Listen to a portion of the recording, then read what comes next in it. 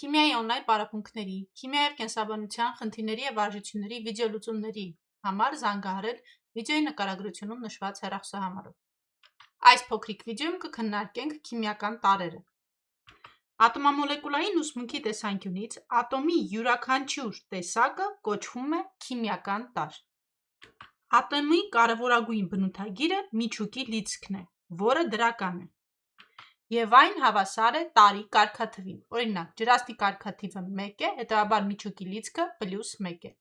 Թթվասնի կարգաթիվը 8 է, հետևաբար միջուկի լիցքը +8 է։ Այսինքն, քիմիական տարրը միջուկի միանման դրական լիցքով ատոմների տեսակ է։ Բոլոր տարրերը սովորաբար բաժանում ենք մետաղների և ոչ մետաղների,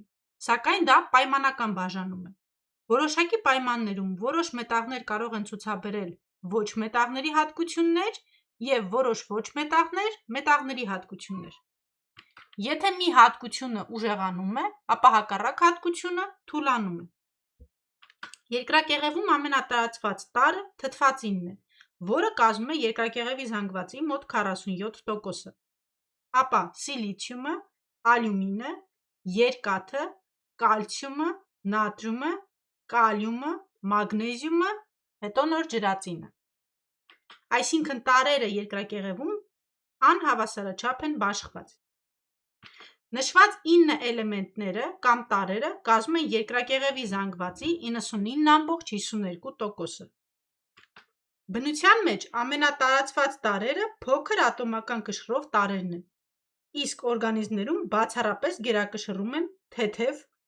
տարրերը՝ ջրածին, ածխածին, ազոտ,